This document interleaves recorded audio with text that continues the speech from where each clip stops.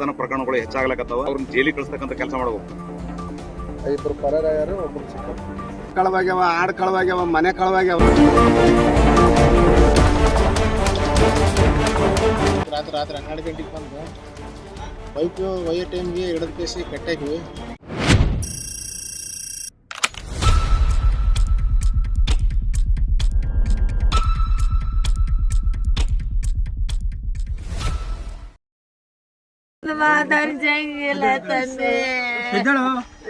ಆಯ್ತು, ಕಳ್ತನಕ್ಕೆ ಬಂದಿದ್ದಾರ, ಕಾಲ್ಡ್ರ ನಡೆದವ್ರ ಇಲ್ಲಿ.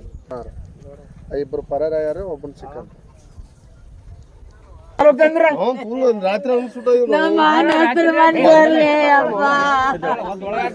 ನಾವೊಬ್ಬರ ಕೈಲಿ ಒಂದು ಮಾತಾಡ್ಸಂಗಿಲ್ಲ ತಂದೆ.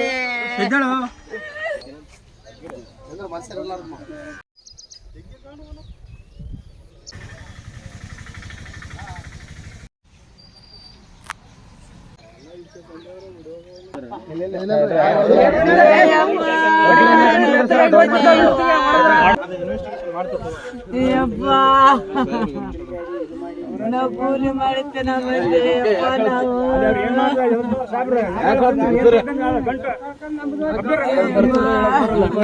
ಹೆಂಡ್ರ ಮಕ್ಳು ಅಡಿಯೋ ಬೀಳ್ತೀವಿ, ಬಂಗಾರ ಬೆಳಗ್ಗೆ ನಮ್ಮ ಹತ್ರ ಕುದಿಸಿ ಸಾವಟ್ಟವ್ರೆ. ನಾವೇ ಮಾಡ್ಬೇಕು, ಅಡಿಯೋ ಮಕ್ಕಂತೀವಿ. ನೀವು ಹಳಕತ್ತೀವಿ, ನಿಮ್ಮ ಮಕ್ಳು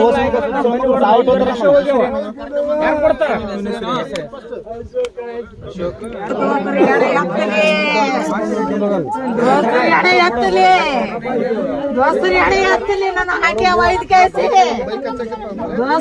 ದೋಸ್ತರು ಎಡೆ ಎತ್ತಿದ್ರಲ್ಲ, ನೀನ್ ಎಡೆ ಎತ್ತಿ ಹೋದ್ರಲ್ಲ, ನಾನು ಹಾಕಿ ಒಯ್ದು ಕೇಸಿ ದೋಸ್ತರು ಎಡೆ ಎತ್ತಿ ಹೋದ್ರಲ್ಲ. ಕೆಲ್ಸಕ್ಕೆ ಹೋಗ್ತೀನಿ, ನಾನು ಕೆಲ್ಸಕ್ಕೆ ಹೋಗ್ತಿದ್ದಲ್ಲ, ಕೆಲ್ಸಕ್ಕೆ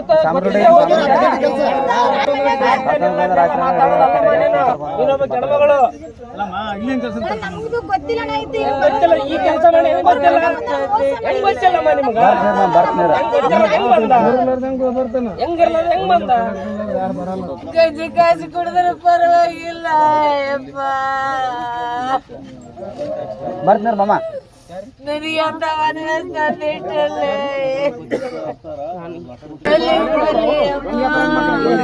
ನಾಟಕ ಮಾಡಿ ಎಲ್ಲ ಮನೆ ಕಲಾಸ ಮಾಡಿಟ್ರು.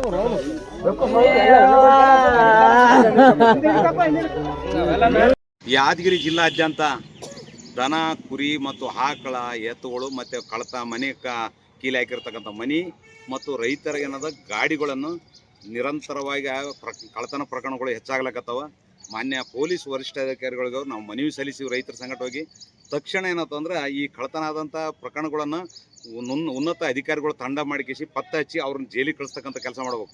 ಯಾಕಂದ್ರೆ ರೈತರು ದಿನನಿತ್ಯ ಅವ್ರ ಜಮೀನಿನಲ್ಲಿ ದುಡಿದು ಬಂದು ಮನೇಲಿ ನೆಮ್ಮದಿಯಾಗಿ ಇರಬೇಕಂದ್ರೆ ಇವ್ರಿಗೆ ನಿದ್ದೆ ಮಾಡ್ಲಾರ್ದಂಗೆ ಮಾಡಿ ರಾತ್ರಿ ಎಲ್ಲ ಕಳ್ಳತನಕ್ಕೆ ಹಾಕಿಸಿ ರಾತ್ರಿಗಿನ ಎದ್ದು ಕುಂದಿರತಕ್ಕಂಥ ಪರಿಸ್ಥಿತಿ ನಿರ್ಮಾಣ ಆಗಿದೆ.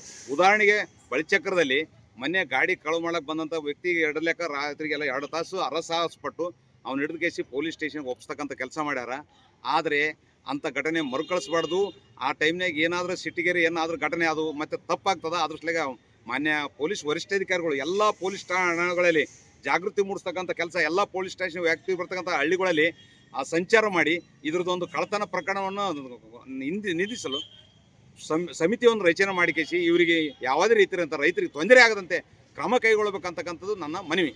ಒಳಚಕ್ರಿ ರಾತ್ರಿ 8ನೇ ತಾರೀಕು ರಾತ್ರಿ 12 ಗಂಟೆಗೆ ಬಂದು ಬೈಕ್ ಒಯ್ಯೋ ಟೈಮ್ಗೆ ಹಿಡಿದು ಕೇಸಿ ಕಟ್ಟಾಕೇಸಿ ಅವ್ನಿಗೆ ಪೊಲೀಸ್ ಸ್ಟೇಷನ್ಗೆ ಒಪ್ಸಿವಿ.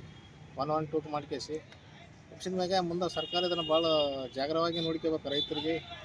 ರೈತರು ಹೊಲ್ದಾಗ ದುಡ್ದು ಬರ್ತೀವಿ. ಇದು ನಮ್ಮ ಸಣ್ಣ ಮನೆಗಳು, ದನ, ಆಡು, ಕುರಿ, ಮರಿ ಇರ್ತಾವ. ನಾವು ದುಡ್ದು ಬಂದು ಮಕ್ಕಬೇಕಂದ್ರೆ ನೆಮ್ಮದಿಲ್ಲ. ದನ ಕಳವಾಗ್ಯಾವ, ಆಡು ಕಳವಾಗ್ಯಾವ, ಮನೆ ಕಳವಾಗ್ಯಾವ.